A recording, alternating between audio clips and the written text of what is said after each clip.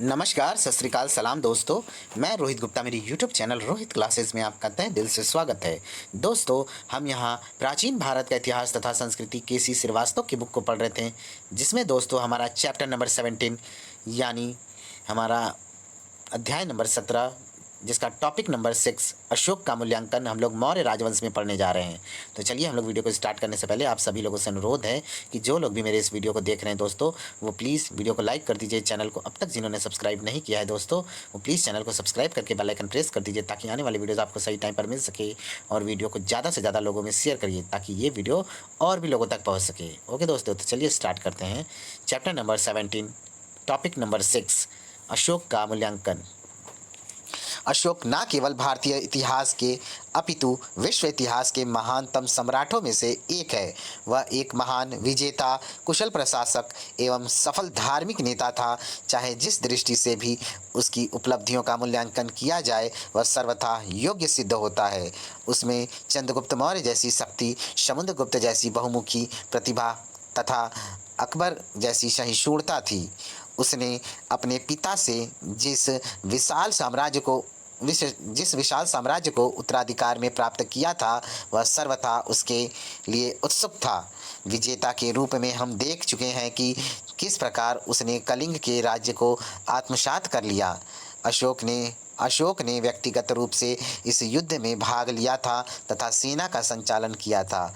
इससे उसकी सैनिक निपुणता का परिचय मिलता है। उसके शासनकाल में भारतवर्ष ने अभूतपूर्व राजनीतिक एकता एवं स्थायित्व का साक्षात्कार किया था। प्रशासन के क्षेत्र में उसने अनेक सुधार किए। वह एक प्रजापालक सम्राट था तथा राजत्व संबंधी उसकी धारणा पितृपरक थी। उसने कभी भी अपनी दैवी उत्पत्ति का दावा नहीं किया तथा बराबर अपने को जनता का सेवक ही समझता रहा। वह सच्चे हृदय से अपनी प्रजा का न केवल भौतिक अपितु नैतिक कल्याण करने को उत्सुक था। अपने विशाल साम्राज्य में उसने इतनी अधिक योग्यता और निपुणता के साथ प्रशासन का संगठन एवं संचालन किया कि लगभग 37 वर्षों के दीर्घकालीन शासन में पूर्णता, शांति एवं सुव्यवस्था बनी रही। राष्ट्रीय एकता की समस्या को उसने अत्यंत कुशलतापूर्वक हल किया तथा संपूर्ण देश में एक भाषा, एक लिपि तथा एक ही प्रकार के कानून का प्रचलन करवाया। आगे है दंड क्षमता एवं व्यवहार समता की स्थापना। निश्चित रूप से न्याय प्रशासन के क्षेत्र में क्रांतिकारी युग का सूत्रपात करती है। अपने छठे शिलालेख में वह राजत्व संबंधी अपना विचार इन शब्दों में व्यक्त करता है: सर्वलोक हित मेरा कर्तव्य है। सर्वलोक हित से बढ़कर कोई दूसरा कर्म नहीं है। मैं जो कुछ पराक्रम करता हूँ, वह इसलिए कि भूतों के ऋण से मुक्त हूँ। ठीक है, भूतों के ऋण से मुक्त हूँ, यानी पूर्वजों के ऋण से मुक्त हूँ। आगे, अशोक एक महान निर्माता भी था। बौद्ध परंपरा उसे 84,000 स्तूपों के निर्माण का श्रेय प्रदान करती है। उसने कनक मुनि के स्तूप का संवर्धन करवाया था तथा बराबर पहाड़ियों को कटवाकर आजीवकों के लिए गुफाओं का निर्माण करवाया था। उसके स्तंभ वास्तुकला के उत्कृष्ट उदाहरण हैं। कश्मीर में श्रीनगर तथा नेपाल में देवपाटन नामक 2 नगरों की स्थापना भी उसने करवाई थी। आगे, विश्व इतिहास में अशोक के समान योद्धा एवं कुशल प्रशासक अनेक राजा हुए हैं, परंतु अशोक अपने जनहितकारी कार्यों के लिए ही सर्वाधिक प्रसिद्ध है और इस क्षेत्र में उसकी जोड़ का दूसरा शासक इतिहास में मिलना कठिन है। वह पहला शासक था जिसकी उदार दृष्टि से संपूर्ण मानव समाज ही नहीं अपितु सभी जीवधारी समान थे। ठीक है, आगे देखते हैं दोस्तों। समान थे। आगे, वह अपने सभी भूतों को हितैषी मानता था। जिस समय उसने कलिंग की विजय की थी, उसके पास असीम साधन एवं शक्ति थी और यदि वह चाहता तो उसे विश्व विजय के कार्य में लगा सकता था, परंतु उसका कोमल हृदय मानव जाति के कल्याण के लिए द्रवित हो उठा और उसने शक्ति की पराकाष्ठा पर पहुंचकर विजय कार्यों से पूर्णतः मुख मोड़ लिया। यह अपने आप में एक आश्चर्यजनक घटना है जो विश्व इतिहास में अपनी सानी नहीं रखती। ठीक है, आगे दोस्तों, अपनी सानी नहीं रखती। आगे उसने बौद्ध धर्म के उपासक स्वरूप को ग्रहण किया और उसके प्रचार प्रसार में अपने विशाल साम्राज्य के सभी साधनों को लगा दिया। इस प्रचार कार्य के फलस्वरूप बौद्ध धर्म, जो तृतीय शताब्दी ईसा पूर्व में मगध के इर्द गिर्द ही फैला था, न केवल संपूर्ण भारतवर्ष एवं लंका में विस्तृत हुआ, अपितु पश्चिमी एशिया, पूर्वी यूरोप तथा उत्तरी अफ्रीका तक फैल गया। इस प्रकार अशोक ने अपने अदम्य उत्साह से एक स्थानीय धर्म को विश्वव्यापी धर्म बना लिया, परंतु इस धर्म के प्रति उसके अदम्य उत्साह ने उसे अन्य धर्मों के प्रति क्रूर अथवा असहिष्णु नहीं बनाया।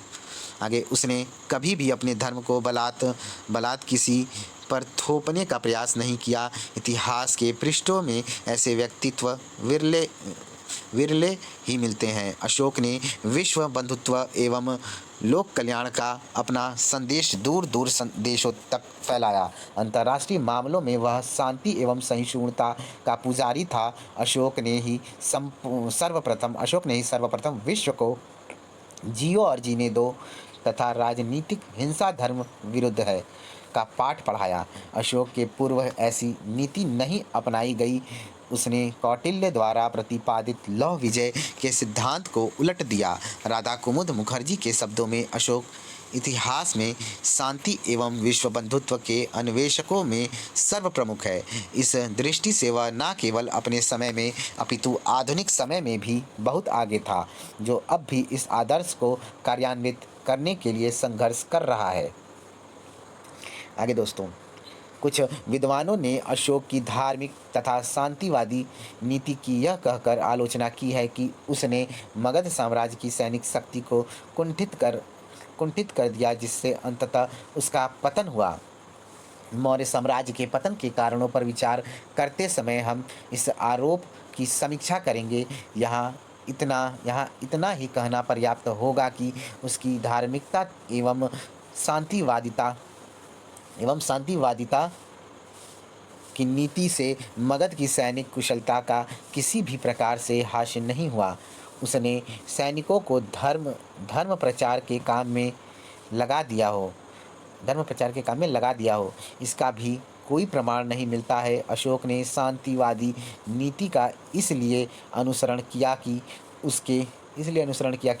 उसके साम्राज्य में पूर्ण रूपेण शांति और समरसता का वातावरण व्याप्त था तथा उसकी बाह्य सीमाएं भी पूर्णतः सुरक्षित थीं। आगे सीमांत एवं जंगली जातियों को वह जिन कड़े शब्दों में अपनी सैनिक शक्ति का स्मरण दिलाते हुए चेतावनी देता है, उससे स्पष्टतः सिद्ध हो जाता है कि साम्राज्य की सैनिक शक्ति यथावत विद्यमान थी। केवल युद्ध तथा विजय ही किसी सम्राट की महानता का कारण नहीं बनती, बल्कि वह शांति के कार्यों से भी समान रूप में महान बन सकता है। आगे, विश्व इतिहास में अनेक विजेता शासक हुए हैं जिनकी कृतियों से इतिहास के पन्ने रंगे पड़े हैं। इनमें सिकंदर, सीजर, नेपोलियन आदि के नाम अग्रगण्य हैं। यह सही है कि ये तीनों योद्धा एवं प्रशासक के रूप में अशोक से बढ़कर थे, किंतु किसी सम्राट की महानता का मानदंड मात्र युद्ध तथा साम्राज्य विस्तार नहीं होते हैं। वह मानवता के प्रति अपने दृष्टिकोण तथा उसके लिए किए गए अपने कार्यों के कारण महान बनता है। ये तीनों विजेता क्रूर, निर्दयी एवं रक्त पिपासु थे। उनके द्वारा स्थापित साम्राज्य उनके साथ ही छिन्न भिन्न हो गया तथा मानव जाति के लिए इन विश्व विजेताओं की स्थायी देन कुछ भी नहीं है।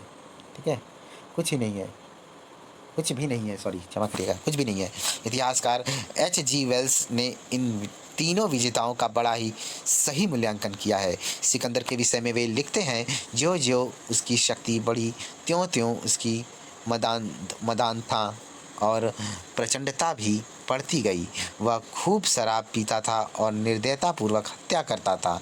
बेबीलोन में एक लंबी पान गोष्ठी के बाद उसे अचानक बुखार आ गया तथा 33 वर्ष की आयु में ही वह चल बसा।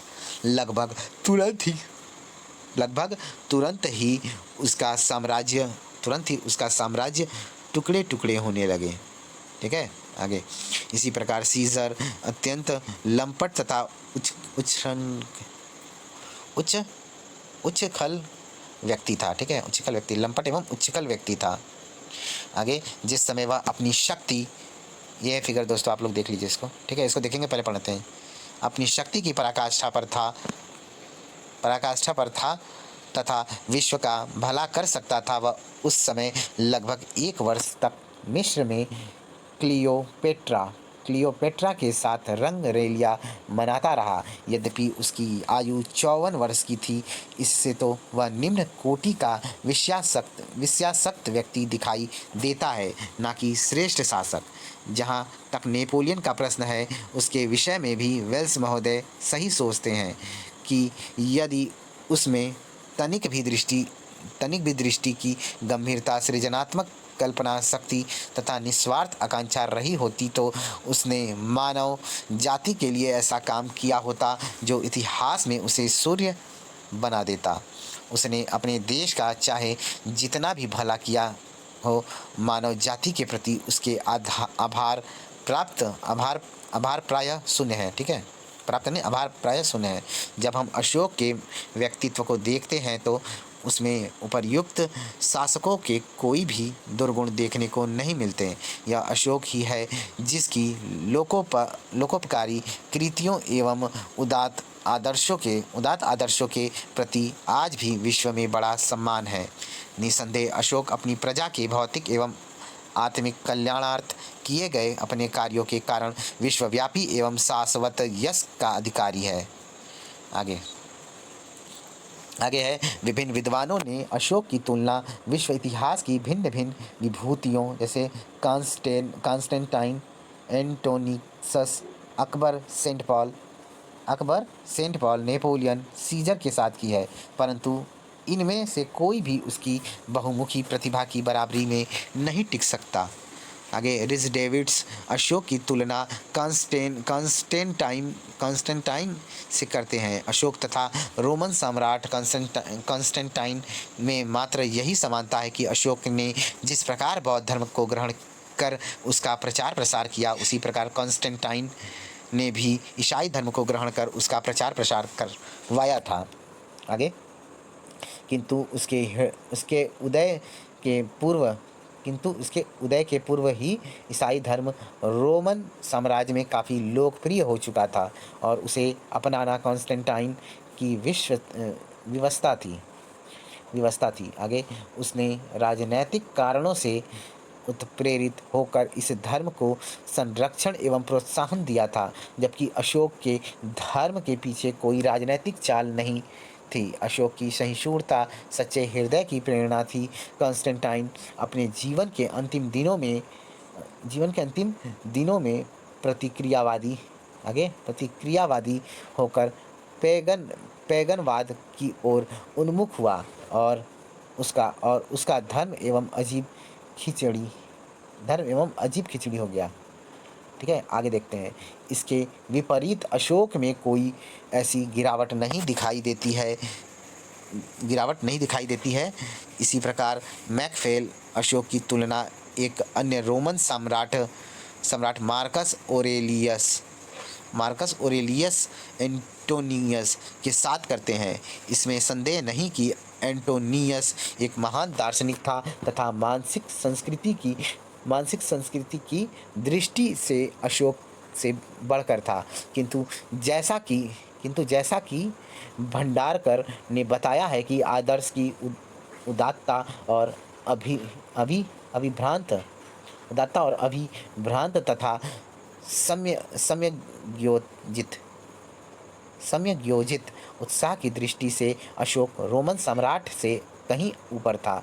वह ईसाई धर्म के प्रचार को रोमन समृद्धि के लिए घातक समझता था और इस कारण उसने ईसाइयों पर व्यवस्थित ढंग से अत्याचार भी किए। दूसरी ओर अशोक में धार्मिक कट्टरता अथवा असहिष्णुता का नितांत अभाव था। ऐसी स्थिति में अशोक का स्थान एंटोनियस से कहीं ऊंचा है। ठीक है, आगे दोस्तों आगे है, अनेक इतिहासविद अशोक की तुलना मुगल सम्राट अकबर से करना पसंद करते हैं। आगे, निसंदेह अकबर में धार्मिक सहिष्णुता थी तथा वह भी सच्चे दिल से अपनी प्रजा का कल्याण करना चाहता था। विभिन्न धर्मों तथा संप्रदायों की अच्छी अच्छी बातों को ग्रहण कर अकबर ने आम जनता के कल्याण के लिए दीन-ए इलाही नामक एक नया धर्म चलाया। ठीक है, आगे नया धर्म चलाया। आगे, किंतु जैसा कि भंडारकर ने स्पष्ट किया है कि अकबर सबसे पहले एक राजनीतिक तथा बुनियादी व्यक्ति था। ठीक है, क्षमा करिए, गलत पढ़ लिए। अकबर सबसे पहले एक राजनीतिक तथा सामाजिक व्यक्ति था, यहाँ तक क्षमा करिएगा, हाँ, तथा धार्मिक सत्य के लिए अपनी सम्राटता को खतरे में डालने को तैयार न था। जब उसने देखा कि धर्म में उसकी नई बातें प्रचलित करने से मुसलमानों में विद्रोह पैदा हो रहा है, तब उसने धार्मिक वाद विवाद बंद करवा दिया। ठीक है, आगे दोस्तों, बंद करवा दिया। आगे, वह सबके प्रति सहिष्णु भी नहीं था तथा उसने इलाही संप्रदाय के अनुयायियों को पकड़वाकर सिंध और अफगानिस्तान में निर्वासित कर दिया। अकबर ने अशोक जैसा धार्मिक उत्साह भी नहीं था, इसी कारण उसका धर्मराज दरबार के बाहर नहीं जा सका। ठीक है, आगे नहीं जा सका तथा उसकी मृत्यु के साथ ही समाप्त हो गया। दूसरी ओर अशोक में कहीं भी असहिष्णुता नहीं दिखाई देती। उसका एक सेकंड दोस्तों, दिखाई देती है। आगे दोस्तों, आगे है, उसका धर्म भी उसके साथ समाप्त नहीं हुआ तथा वह विश्व धर्म बन गया। ठीक है, विश्व धर्म बन गया। नीलकंठ शास्त्री ने ठीक ही लिखा है कि, क्या लिखा है ये देख लीजिए, ठीक लिखा है कि अशोक को अकबर की अपेक्षा मानव प्रकृति का बेहतर ज्ञान था। इस प्रकार कहा जा सकता है कि अशोक अकबर की अपेक्षा कहीं अधिक महान था। मैकफेल ने अशोक के संदर्भ में सेंट पॉल का नाम लिया है। जिस प्रकार बौद्ध धर्म के इतिहास में अशोक महान व्यक्ति है, उसी प्रकार ईसाई धर्म के इतिहास में सेंट पॉल महान है। दोनों ने अपने अपने धर्मों को आम जनता के लिए कल्याणकारी बना दिया, किंतु इसके आगे दोनों में कोई समानता नहीं मिलती।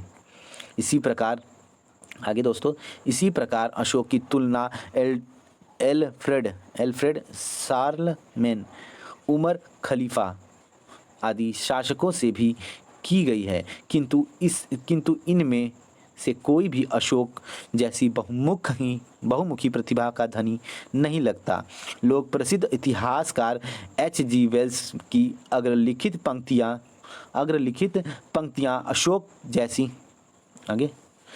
अशोक जैसी बहुमुखी प्रतिभा का धनी नहीं लगता। लोग प्रसिद्ध इतिहासकार H.G. वेल्स की अग्रलिखित पंक्तियाँ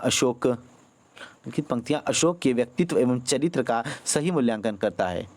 ठीक है, आगे, इतिहास के स्तंभों को भरने वाले राजाओं, सम्राटों,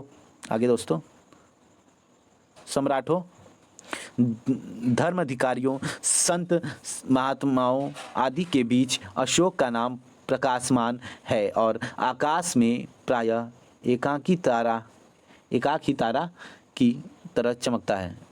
आकाश में प्रायः एकाकी तारा की तरह चमकता है। आगे, वोल्गा से जापान तक आज भी उसके नाम का सम्मान किया जाता है। ठीक है, उसके नाम का सम्मान किया जाता है। चीन, तिब्बत और भारत भी जितने लोगों ने कॉन्स्टेंटाइन को स्मरण करते हैं, इसी प्रकार दोस्तों चार्ल्स है। एक सेकंड देखते हैं। इसी प्रकार चार्ल्स इलियट ने लिखा है। ठीक है, चार्ल्स है पढ़ रहे हैं, क्षमा करिएगा। इसी प्रकार चार्ल्स इलियट ने लिखा है, पवित्र सम्राटों की दीर्घा में वह अकेला ही खड़ा है, शायद एक ऐसी व्यक्ति के समान जिसका अनुराग संतुलित, दयावान एवं सुखद जीवन के लिए था। वह ना तो महान रहस्यों का आकांक्षी था ना ही अपनी आत्मा में, ठीक है, ना ही अपनी आत्मा में, आगे आत्मा में लवलीन था, अपितु मानव तथा पशु का एक हितैषी मात्र था। आरसी दत्त ने अशोक को भारत का महानतम सम्राट बनाते हुए लिखा है। भारत के किसी सम्राट ने यहाँ तक कि विक्रमादित्य ने भी इतनी विश्वव्यापी प्रतिष्ठा प्राप्त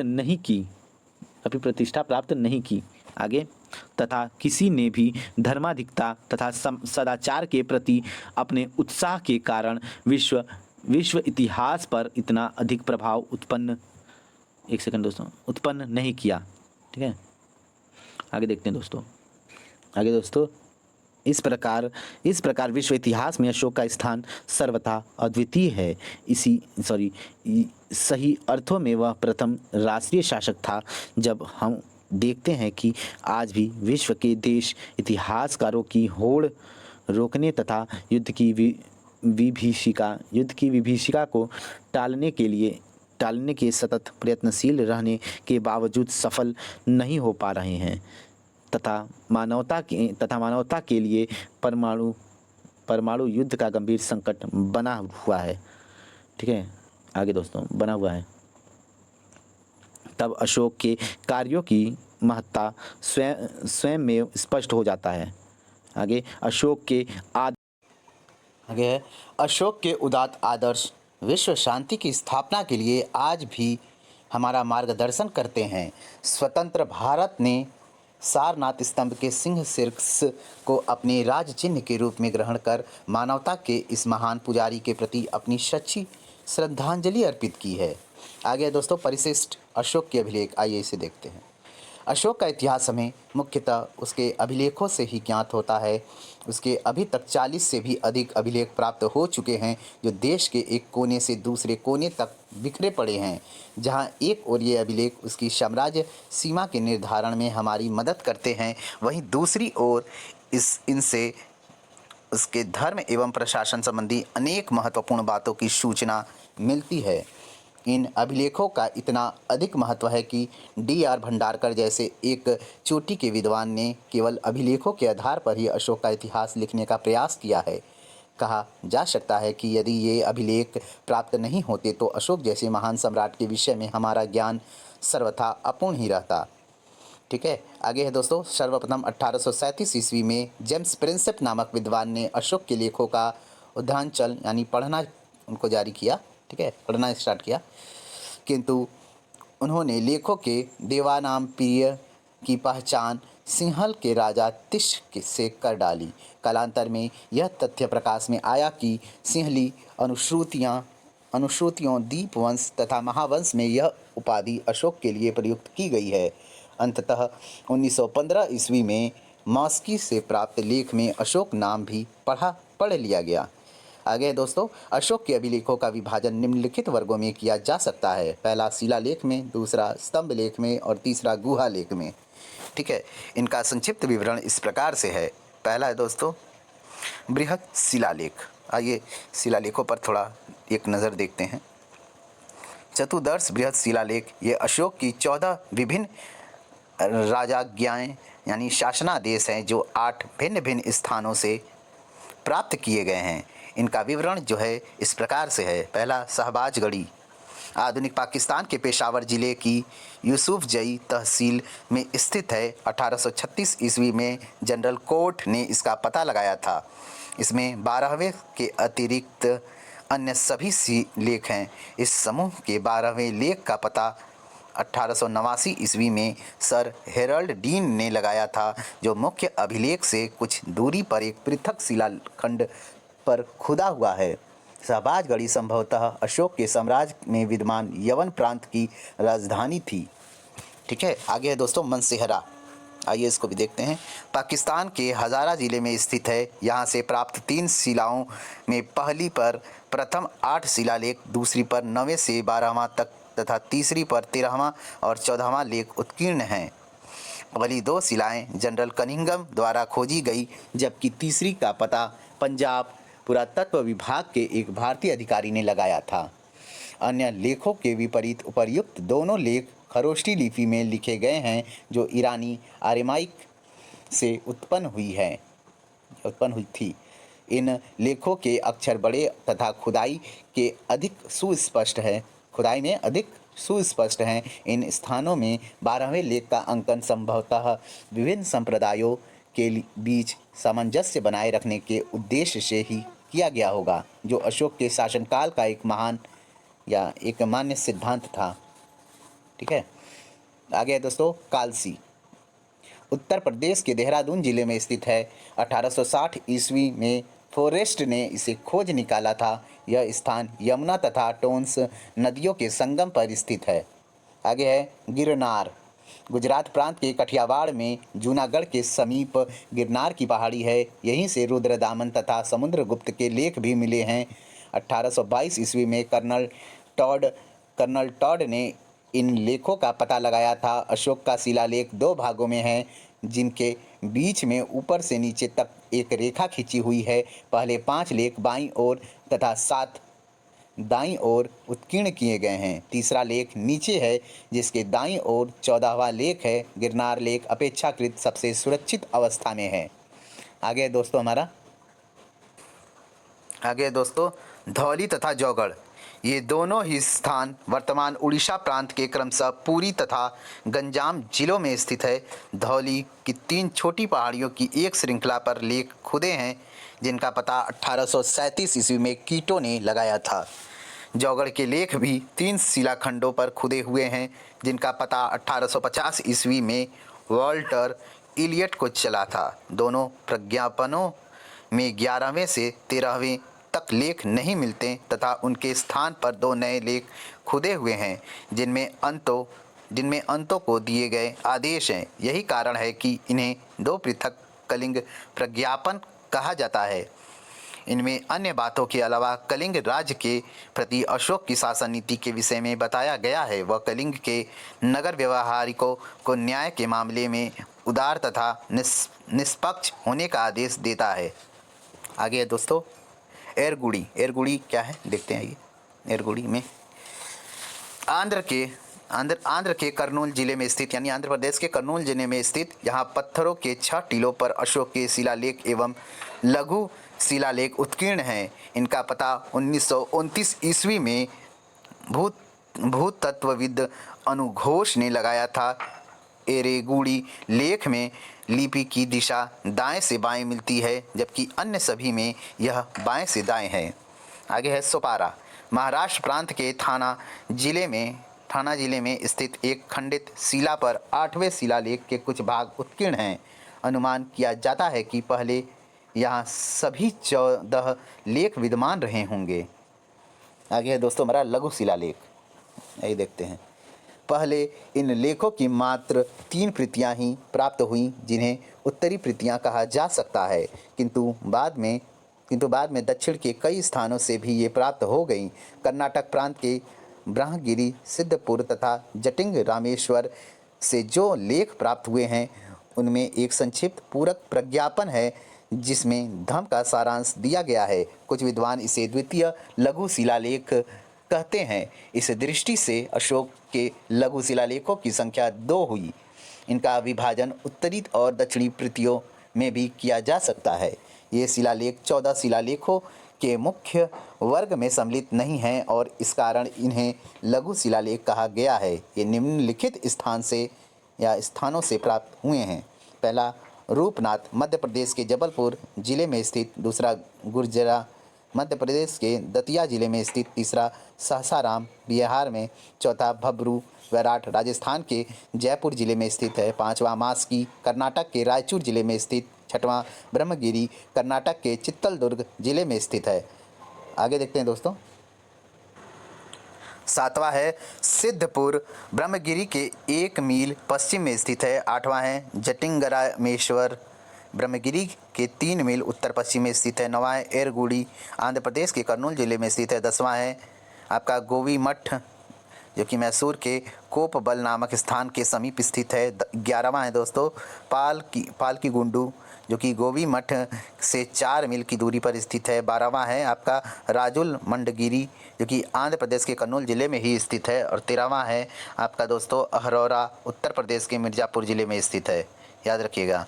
सारो मारो पनगुडिया तथा नेतूर और उडेगोलम नामक स्थानों से लघु शिलालेख की 2 अन्य प्रतियां प्राप्त हुई हैं। ठीक है, सारो मारो दोस्तों शहडोल मध्य प्रदेश में है। पनगुड़िया रिया जो है दोस्तों सिरोह मध्य प्रदेश में ही है। नेतूर और उडेगोलम जो है वो बेलाडी कर्नाटक में है। ठीक है, याद रखिएगा। एक अन्य लेख उडेगोलम बेलाडी कर्नाटक से मिलते हैं। केडी वाजपेयी को पनगुडरिया सिरोह मध्य प्रदेश से अशोक का एक लघु शिलालेख मिलता है। अभी हाल में कर्नाटक के गुलबर्गा जिले में स्थित सन्नाती नामक स्थान से अशोक कालीन शिलालेख प्राप्त किया गया है। भारतीय पुरातत्व सर्वेक्षण विभाग के कर्मचारियों ने जनवरी 89 में इसे खोज निकाला था। मॉस्की, गुर्जरा, नेतूर तथा उडेगोलम के लेखों में अशोक का व्यक्तिगत नाम भी मिलता है। ठीक है, आगे है दोस्तों हमारा सप्त स्तंभ लेख दोस्तों। इसको दोस्तों हम लोग नेक्स्ट वीडियो में स्टार्ट करेंगे। ठीक है, क्योंकि इसका थोड़ा हिंदी अनुवाद भी है, थोड़ा लंबा है, तो इसलिए बहुत ज़्यादा टाइम खींच जाएगा। इस वजह से दोस्तों हम चाहते हैं कि इसको नेक्स्ट वीडियो में यहीं से पढ़ेंगे, सप्त स्तंभ लेख से। ठीक है, 7 पिलर एडिक्ट्स।